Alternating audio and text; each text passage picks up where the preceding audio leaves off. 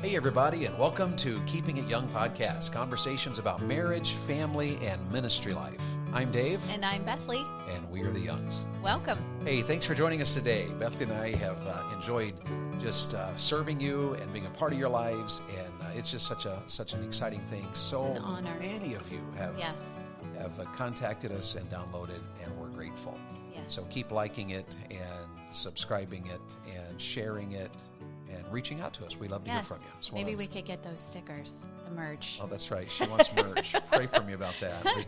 Just, a little one you can put on the back of your iPhone, on the back of your MacBook. So if I got one, you'd put it on your iPhone? Is that what you're saying? I sure would. Absolutely. Especially if Bethany Young designed it. Oh, well, we'll have to talk to Bethany about that. She's a pretty amazing girl, isn't she, Josh? She is. And in light of all that, we are talking about technology, that you would put those stickers on. Yes, we are. And we're talking about using technology wisely in our homes. This is actually, I think, our fourth, isn't it? Yes, this would be the fourth episode of Using Tech Wisely. And I don't know how far we'll go with this. We don't want to belabor the point, but we've tried to cover a lot of information here just to challenge you, to be a help to you. Way too much to do in one episode. And we found that out. We thought we could do it pretty quickly. Yeah, we thought we could do it in two. Remember those three words, those three key words? Remember those? They are better, balanced, and best. We want to use technology in a way that is better, in a way that is balanced, and we want to make choices that are always for the best in our own lives, in our marriages, in our children, and so forth. Certainly with technology. And so we enjoyed that. That was our first episode. In the second episode, we talked about the nudges, and we talked about the discipline, and we talked about making choices that would help us to accomplish those goals. Right. Those goals. And then last week we defined technology a little bit, just kind of talked about where it was in the past and where it is today. Right. And then we started just challenging you and sharing with you, really more than challenging you, the commitments we've made to try to govern our lives so that we wisely use technology. Right.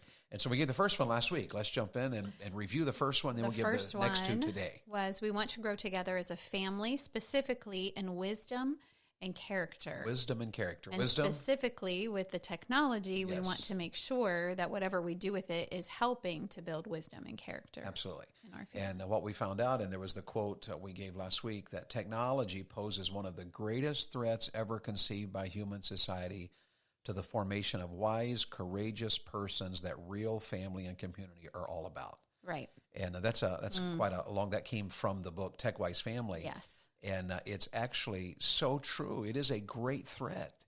And it's not that it's always wicked. Sometimes it's just distracting. Yes. And it takes us away from things that are more important, and it actually robs us of many conversations. Yes. Many opportunities to laugh and talk. Right. I remember when our children were small, we didn't have any of this technology, and we'd travel, and we looked for ways, we'd sing silly songs together. And Bethany would read books to the children. Yes. And our older ones still comment on Reepicheep in the Chronicles of Narnia, because Bethany always gave voices. She was a speech major, so every one of the characters had their own voice. Right. And even I can hear Reepicheep. When I first saw one of the movies from the Chronicles of Narnia, Reepicheep was wrong. He has the wrong voice. He has the wrong voice. And so it was such a fun time together. I remember our son Joshua was always asking us about you'd see the smokestacks off in the distance, and what are those? Oh, yes. And I told him one day, I was being goofy, and I told him one day, I said, those are cloud makers. That's where they design the clouds, and as they go up into the sky, that's where the clouds come from. And we all laughed about it. Big puffs of smoke. And so I don't know, was he in high school? He was. And in high school one day we were in the car, and I don't know how in the world we missed this one, but we were in the car, and I said to a friend of mine who was also in the car, I said, see that smokestack over there? I used to tell our kids that those were cloud makers, and that's where clouds came from. And Josh, after a few moments, he was like, well, that's really disappointing, because all my life I thought that's where clouds came from. And so somewhere in science class, he missed the formation of clouds. Yes. And that's probably more my fault. Trusted me more than Abeka books. Yeah, I don't know. But, maybe technology would have come in handy then. We should have Googled We want to grow together as a family was the point. Right. And that's character and wisdom. And it's so difficult, moms and dads. It's so easy to struggle here and fail here Because what we tend to do is we choose the easy thing today. It's just easier to let our kids do whatever they want to do. Right. It's easier to let them play games for an hour rather than fuss with them about it. Right. It's just easier to let our toddler watch a movie rather than engage the toddler in something more productive. Right. I do remember from the book that one of the examples he gave was that half hour before dinner time. What's everyone doing that half hour before dinner time? Well, I know what mom's doing the half hour before dinner time. And on our house, the half hour before dinner time becomes everyone in the kitchen time. David comes in to talk, sometimes to help out a little bit. And I call in the children, hey, it's time to set the table. Here, can you help me make the salad? Here, stir this on the stove. But in the book, Mr. Crouch, that's his name, right? Yes. Mr. Andy Crouch, he said that half hour before dinner time, it's so easy. That's the time when you want to turn on the TV or put in that DVD for your little one and say, here, watch this so I can get dinner on. And he said that it was a very difficult thing. And we talked about last week how that doing the difficult thing in the early years makes it easy in the later years. Yes. And so he said there were a couple of years there in the Crouch household that it was just difficult, that half hour before supper. But now it's a blessed time. Absolutely. And now for us, it's a blessed time too. Yeah, it is. It's a time for our family to laugh and talk and joke and tease. Yes. And our sons have learned cooking things. They all enjoy cooking. They learned it by hanging out in the kitchen and they do. Bethany's saying, hey, do this and hey, do that. Right. And this is how you set the table. And our kids have enjoyed all of that. Yes. And it's been a delight for sure. Right. So the first commitment we've made, read it again there for us. Was we want to grow together as a family and then wisdom and character. And wisdom and character. So let's give the second one. What is the second commitment that we are trying to live as a family? This one can be hard. We want to use technology on purpose. Key words there, on purpose. Yes. And that was easier to do with the television. Oh, yes. We determined some years ago that we're only going to do television on purpose. Right. So instead of just sitting down and scrolling to try to find something to watch, yes, we only turned it on if there was a specific reason. Right. We're going to watch this specific ball game. Let's connect. Let's turn it on. Let's watch the ball game. We're done. Right. Or we're going to watch this movie together as a family. So we turn it on, connect to the movie, watch the movie, we're done. Those are on purpose. It's so easy with a TV, but it's so hard with the phones because phones are continually beckoning to you to say, hey, scroll me. Right. Or the notifications, which we talked about a couple episodes Listen ago. Listen to this, watch this. You're in the middle of a conversation and a notification pops up. Yeah. Yes. So a couple of things we could give you here, a couple of thoughts that might help you, that's helped us. We work at making TV an occasional part of our life. Right. One of the things I've noticed is that it's everywhere now. You can't, the other day I was at the DMV. There's a TV at the DMV. Right. You can't go out to eat. You go out to eat in the morning at the hotel lobby. There's a TV blaring in the hotel lobby. Mm-hmm. And I was, I've been in homes now where there's a TV in the kitchen so that while you're having breakfast, you can watch TV. And it's just everywhere. And it's almost a given of our lives that the TV has to be on. It's on. But what happens there, that's distracting. We want to use technology on purpose. If there's no reason to have it on, if there's not something productive about it, right, we're going to turn it off. Yes. And we're going to keep it off. So we work at making TV an occasional part of our day and of our life. And we work. It's not even a daily thing. Our day, a daily thing. We work at keeping our screens at bay during important times, especially. Absolutely. And let me tell you what we mean by important times. Here's a big one: meals. Oh, yes. Mealtime is an important time. We sit down together. We talk. We laugh. Right. We eat. We eat. We discuss the day. It's pretty common in our family for there to be people who linger after the meal. Yes. So where we just sit. It's a relaxed time. We've gotten away. The TV's off. There may be some music playing in the background. We often will have music on in our house. Yes, I usually do have music on. And but there's nobody's scrolling. Nobody's distracted, and everybody's talking. And one of the things I've noticed about that is that when we have people in our house, the table becomes a long process. Oh, and we often have guests in our home. And the guests will end up sitting at our table. Sometimes we've been at our table for 4 hours. Yes. Because there's no distractions. And it's a time, and all of a sudden we're talking about things and laughing about things and having serious conversations about things. Sometimes counseling. And so The keeping the screens at bay during important times is one of the ways we use technology on purpose. Yes. So I'm thinking of meals. There's a few others. Absolutely. And how about during church? During church. Now, why keep screens at bay during church? Our church uses screens, and I love them. I can't see hymnals anymore. My reading glasses don't help me, and so I love what the words are on the screen because I can just look up and sing them. With the screens at the front are not. Those not what aren't we're what we talking mean. about. But we're talking about my kids each have the Bible app on their phone, right? But we make them carry their Bible to church. Yes. And the reason being is because the screen is notifications. Right. We talked about this in distraction. A couple we have. episodes ago. So church is one place where we try to keep screens at bay. Yes. Here's another one. During car rides, this is the hardest one we probably do. This one is hard, and we just implemented it not too long ago, I guess. I mean, I don't know that it was a problem before. It wasn't really a problem. It's just that one day I realized that anytime I left church, nobody would talk because everybody got in to find out what text, what message, what call, what Instagram, and they'd connect to music, and so probably nobody was doing anything that was wrong. No. It's just that the family was leaving a very sacred time to us. We are Christians. We are believers. We worship. Yes. And we would leave after hearing pastor's sermon that he's prepared for hours and he's delivered God's word to us. And it was very easy. It almost, what made me think about it was the fact of God's warning. Jesus warned us about when the seed is sown and it can fall on stony ground. Yes. And so forth, and rocky soil. And that's where, sometimes the seed is there, but it's snatched away by the cares of this life and by the concerns of life. Right. And so we're during a car ride home from church. And maybe the two others I'd mention is after certain hours, we try to no screen time after certain hours.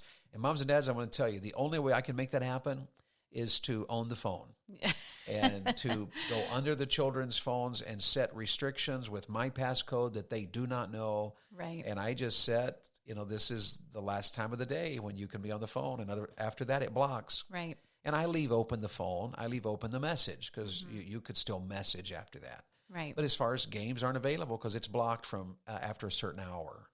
And that's a time to quiet our hearts, to go to bed with peace in our hearts. Yes. We often encourage our kids to go to bed and read the Bible. Yes. Have a devotional time before you go to sleep. Yes. And just read a book. We don't police that. Honestly, scrolling social media is not relaxing. It's not relaxing. Either you're laughing at funny memes, which, are not bad. Right. But you're laughing at that, or you're getting upset over some political something that was posted or some issue in the realm of the independent fundamental Baptist, and it riles you up or whatever. And so it's just better to put your phone to sleep. I do have a library app, and I love my library app because anywhere I am, I can have a book. And I love to read. That's very important to my wife, to have a book. I love to read. But one of the things that I have been trying to do is just not depend on my library app. Sure. Because at night, now I can dim the screen. I can put it on that at nighttime. I don't know what it does. It just kind of flips the screen around in such a way that it's not keeping me awake. But I'm trying to just have a real physical book with me, which can be more difficult. I can't get them from the library and travel with them for 6 weeks on end because the library takes issue with that. So it's a great technological advantage to have them on your phone. But at the same time, if I'm constantly looking at my phone, my kids are like, "What are you looking at? What are you looking at?" I'm like, "Well, it's a book, but it doesn't look like I'm looking at a book." Yeah. And then at nighttime too, it's just nice to put the phone down, to not hold the phone. I know in the TechWise family, Mr. Crouch mentioned that when they go to bed, their phones have a stashing place. They don't even take their phones to their room. They actually use an old-fashioned alarm clock to get up. Yes, except for the exception of one adult, and I think he said it was his wife, who does take her phone in case they get a call in the night that's an emergency. Sure. And so it's just a matter of using technology on purpose. Yes. And that's the key word there. Yes. My wife and I, Bethany and I, here, we didn't want to get to the point to where we were just floating along with the culture. No. We wanted to make sure that we were choosing better and balanced and best. Yes. When it came to this area. And as your kids are smaller, they're going to need a lot more help with this. If you do have, your kids do have access to the internet, there must be limitations, moms and dads. Oh, yes. They have to. And as they get older, you can give them some leeway, but you have to continually monitor their progress as they learn their way. Right. And you have to intervene when it's necessary. Right. And one of the reasons we fail, I'm going to say it again, one of the reasons we fail is because it's just difficult, because we have to take the time to have a conversation. Yes. We have to take the time to make the hard choice, to say to our kids, okay, we're changing this, and you may no longer use this app. That is painful. It is very hard. But it's better, moms and dads, to do the hard thing now so they can do the easy thing later. Right. Than to do the easy thing now so they have to face the hard things later. Right. And they can grow up with that wisdom and character and walk in relationship with God and purity. Absolutely. and just having a free heart in that area. So we've talked about growing together as a family. That's one of our commitments. And using technology on purpose, that's one of our commitments. Let's do the last one here before we have to go today. All right. Go ahead. The last one is we want to learn skills that have lifelong ramifications. Now, I like this one. Yes. Because it's amazing how many things I know because my dad taught me. Right. I can drive a tractor. I can ride a motorcycle. I can change a tire. Right. I can change the oil. I know what a carburetor is. I can change a battery. Right. And I know, but there are probably people listening right now that are like, well, there's YouTube. There's Google. There absolutely is.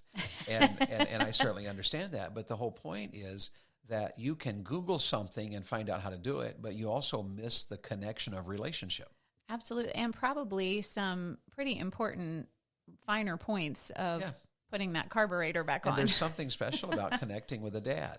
Oh, absolutely. I counseled a young man last night who mentioned that my dad was never part of my life. And it was kind of a sad statement. His dad never, ever taught him anything because he was never there. And he knows who he is, but there was absolutely no connection. A young man can Google how to change a tire, but you can't replace a dad's time with his son, a mom's time with her daughter. Right. I don't know how many times I've sat in our living room while I've been working from home and watched in the kitchen where you and the girls are learning how to bake something or how you're showing them how this is how you slice it, this is how you cut it, this is how you display it. Right. And the relationship is as much as the life learning, the skill. Oh, yes, absolutely. And learning a vocation. Skills are lifelong, and that once you know how to do it, you know how to do it forever. That's right. But you can also learn skills that are lifelong jobs. Our son learning and hanging out in the kitchens, getting a taste for, I enjoy cooking things. Yes. Has been able to pay much of his college bill by helping in the kitchen. Yes. And that's his job. He works with a chef in the kitchen. Yes. And it's pretty incredible. Let's think through a little bit of this here before we run out of time. A TechWise family, the book TechWise Family pointed out that technology can often be replaced by non-technology. True. And that's how we have to tend to think. Right. Speakers on our phone can be replaced. True. By our voices. Yes. We can sing. Right. By playing an instrument. Our son plays the guitar, and often we hear him learning a new song. Oh, yes. In our house. And they both take piano lessons. They frequently stop by the piano. And our house is filled with somebody playing something on a piano. Yes. And it's something that's non-technology in that sense.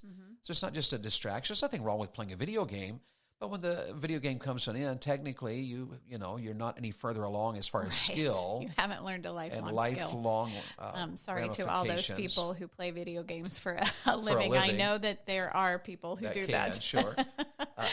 TechWise Family said microwaves can be replaced by cooking meals from scratch. Yes. And I'm so thankful that your mom and your grandmother taught you to cook from scratch. Yes, they did. We have been the recipient of that investment of time and relationship. And here we are. Years of recipes. We're almost 28 years into this marriage, and Bethley's an amazing cook because someone took the time to show her, to teach her, to spend time. And I don't know how many times I've heard you say that you just love the time with your grandma. Oh, I did. And my goodness, being with was it Grandma Dennis? Grandma Dennis. Grandma is how you say it. And Grandma, and I never really got to know her, but I love that lady because she taught Bethley how to cook. And to this day, because we didn't have a microwave growing up, we didn't have a microwave till I was in high school, I think. It could have been earlier, but anyway, anytime we would have leftovers, which wasn't often, but when we would have leftovers, my mom would heat them in the oven because we didn't have a microwave. And to this day, I think it tastes better if you either heat it back up on the stove or heat it in the oven than it does in the microwave. Dishwashers can be replaced by cleaning dishes together as a family. Now, we have a dishwasher and we use it, but when we do dishes, we do it as a family. It's one of the things that I did, dads, with my boys, is that, and our daughters as well, I would do with the kids. The kids and I would put on happy music and sing silly songs or do the bass line, some dumb song, and we'd have conversations. We use the dishwasher, but we never put pots and pans in the dishwasher. Sure, so we are always those. Doing dishes the as author a family. also said lights are technology, but they can be replaced. A candlelight dinner. And it's funny, if you spend a lot of money on a meal, you go out and they try to emulate a candlelight dinner by dimming the lights where you can't see your menu. Right. and it's just that they're trying to replace technology there. Yes. Wi-Fi can be replaced as well. That's a hard one for us to think about. Wi-Fi can be replaced. It is amazing because we travel all the time, and one of the things we want to know is, does the Wi-Fi reach to the trailer? Where we are this week on the church property, there's no Wi-Fi that reaches to the RV. Oh, no, and not it's at all. fine. We're fine. We're absolutely. great without it, and we've learned that it's okay. Yep. It can be replaced by conversations. Moms and dads, when's the last time you've had a meaningful conversation with your teenager or your elementary age little one or your toddler? Yes. And I know the meaningful conversation with a toddler is different than a meaningful conversation with a teenager. Oh, but just as fulfilling. It is very fulfilling and sometimes just downright humorous. Yes. And it can be replaced by music, by singing, by playing. It can be replaced by books. That was a big one in our family. Oh, my, yes. We really push our kids to read. And all of our kids are readers, some more than others. The younger, we've got one son that really it's not. Probably we've dropped the ball on that one a little bit, but the other kids love it. Our daughter, the other night, I noticed I was reading late myself, and I was getting ready to turn out my light. And I noticed across the hallway her light was on. Well, it's getting late, and I went over and I looked in the door, and her eyes were wide. She was reading a book, and she was very engaged in that book. And it just made me smile, and I just thought, well, I don't know what she's reading, but she's in it. So I just left her. I'm not sure how she stayed up. Yep. But she read that book. And our oldest, our Abigail, who probably is listening to us, Abigail's love for books was one of the key things that brought her together to her David. Right. And he loves books. And she took a class in which he was teaching literature. Yes. And boy, that was a connection. And then we started hearing all this stuff about Mr. Adams this and Mr. Adams that. And, we just little radars going off in our heart and mind. And the next thing you know, it was Mr. and Mrs. Adams. Yes, and books are still a great part of Mr. and Mrs. Adams' life. But Wi-Fi can also be replaced by rest. Oh, absolutely. Naps. Just to take a nap or to go to bed on time. Oh, yes. To relax. To take a walk.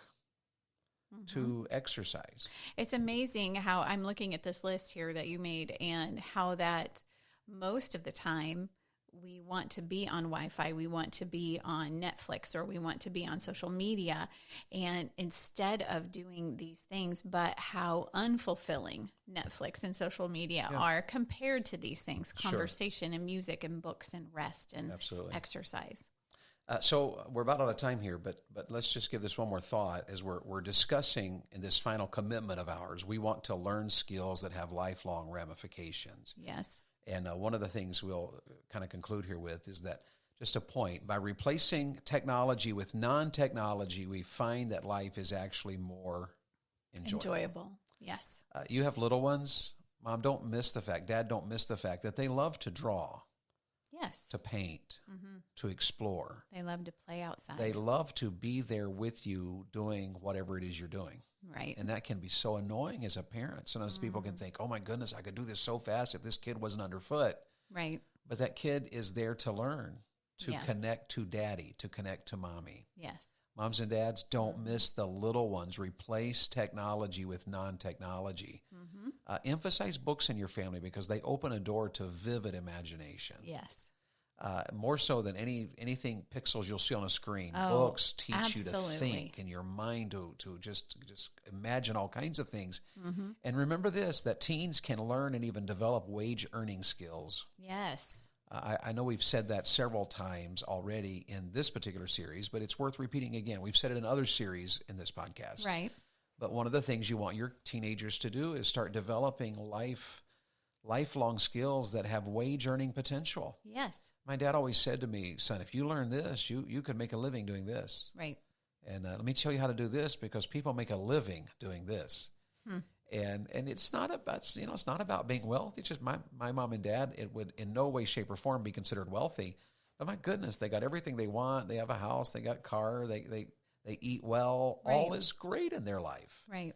And because my dad learned wage earning skills that he uses even now in his 70s. Right. And that's what makes life worth living. So we're talking about technology. And I want to challenge every one of you moms and dads. Beth and I want to challenge every one of you, and even you that are single. This is not exempt for you. We're talking a lot about children here, but we have to police ourselves. We can waste hours and don't allow it to happen in your life. There are things more important, and make sure that your use of technology is wise. Yes. And so that's what we're talking about. Definitely check out the book, Absolutely. The Tech Wise Family and My Tech Wise Life. Those have been a challenge and a help to by us. Andy Crouch, by Amy Crouch. Yes. I recommend them very highly. Well, we're out of time. Thank you so much for joining us today. And as always, Beth and I are so grateful for your kindness, your friendship. We'd love to hear from you. KeepingItYoungPodcast.com. Send us a message, and we will look forward to hearing from you. Have a blessed day. The Keeping It Young podcast is a Bax 5 Media production. All rights reserved.